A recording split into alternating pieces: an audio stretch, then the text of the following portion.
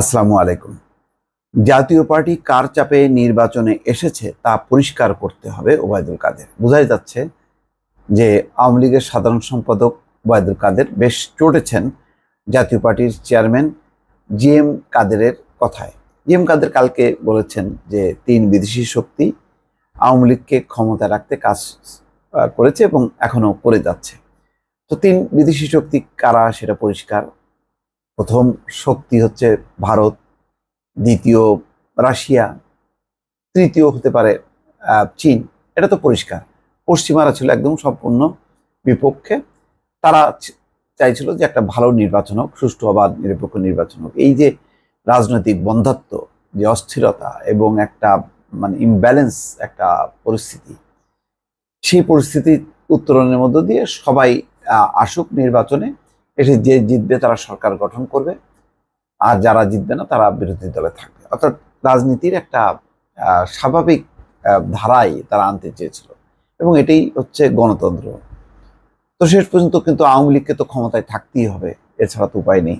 তো তখন তার শক্তি ভারত, সেখানে তার একটা গণতন্ত্র আছে সেই দেশে তথাকথিত, কিন্তু তাদের কর্মকাণ্ড সবই তো এক ধরনের হিন্দুত্ববাদী সাম্প্রদায়িক কর্মকাণ্ড।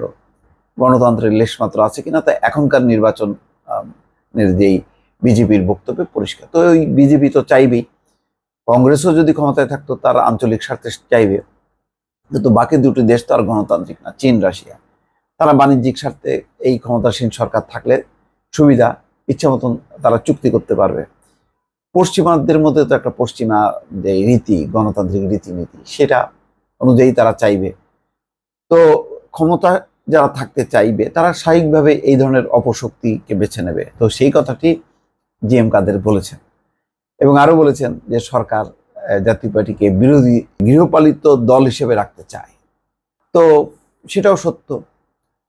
তো আবার জাতীয় পার্টিকে নির্বাচনে আনার জন্য চাপ দেওয়া হয়েছিল, সেই তথ্যগুলি এখন ফাঁস হচ্ছে না। এই সমস্ত গোপন কথা ফাঁস করাতে ওবায়দুল কাদের চটেছেন। এখন জাতীয় পার্টি তো আর হারাবার কিছু নেই, তারা তো আছে এক ধরনের দয়ার মধ্যে থাকলেও, এছাড়া গভর্নমেন্টেরও কোনো উপায় নেই। আর ক্ষমতার মধু তো আর মন্ত্রী হওয়ার কোনো সম্ভাবনা নেই। যেটুকু আছে সেইটুকু দিয়ে যদি মান সম্মান বাঁচিয়ে রাখা যায়, বিরোধী দলের একটু শক্ত শক্ত কথা বলে যদি বিরোধী দল একটা ভাব রাখা যায়, খারাপ কি? হয়তো সেই জায়গা থেকে চিন্তা করে কিছু কিছু তথ্য তিনি প্রকাশ করেছেন। জানি না অন্য কোনো অর্থ আছে কিনা। এখন আওয়ামী লীগের সাধারণ সম্পাদক ওবায়দুল কাদের বলছেন যে এই কথাগুলো পরিষ্কার করতে হবে। তিনি বলছেন যে জাতীয় পার্টিকে হুমকি দিয়ে নির্বাচনে আসা হয়েছে, এমন প্রশ্নের জবাবে ওবায়দুল কাদের বলেন, কে কাকে হুমকি দিয়েছে? তাদের জন্ম তো বন্দুকের নলে, তারা গণতন্ত্রের মধ্য দিয়ে আসেনি। গত নির্বাচনে বাংলাদেশের 42% মানুষ ভোট দিয়েছে। ভোটের দিন কোনো খুন খারাপই হয়নি, এখানে আমরা কোনো চাপ অনুভব করিনি। তিনি কোন কারণে কার চাপে নির্বাচনে এসেছেন সেটা জিএম কাদেরকে পরিষ্কার করতে হবে। তো পরিষ্কার করবে, এই পরিষ্কার করতে গেলে তো অনেক কিছু বের হয়ে আসে। কারণ নির্বাচনের আগে দফায় দফায় তারা বসছে আসন ভাগাভাগি করার জন্য, যে 26টা না কয়টা আসন দেবে। পরে দরকষা 26টা পেয়েছে, সেই 26টার মধ্যে 11টা কি 13টা আসন তারা পেয়েছে। তো এখন পরিস্থিতি হলো যে ওবায়দুল কাদেরও যদি জিএম কাদের মুখ খোলেন, তাদের নিজেদেরও সর্বনাশ, সরকারেরও সর্বনাশ। এবং এটা বাংলাদেশের মানুষ জানে যে নেপথ্যে কি হতে পারে, কি হয়েছিল, সেটা খুব একটা অপ্রকাশিত নেই। কিন্তু এই যে মুখ দিয়ে যে বলছে, এটা সরকারকে আরো বিব্রত করছে। সেই কারণেই আজকে দেখলাম যে যেখানে প্রতিদিন বিএনপির সমালোচনা হয়, আজকেও করেছেন তিনি এই বক্তব্যের মধ্যে, কিন্তু এই প্রথম অন্তত জাতীয় পার্টি নিয়ে মুখ খুললেন।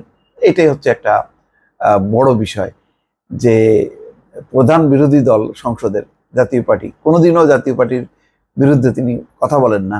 আজকে অনেকটা বাধ্য হয়েই তিনি কথা বললেন। এটাই হচ্ছে রাজনীতির একটা নতুন যে প্রথমবারের মতন জাতীয়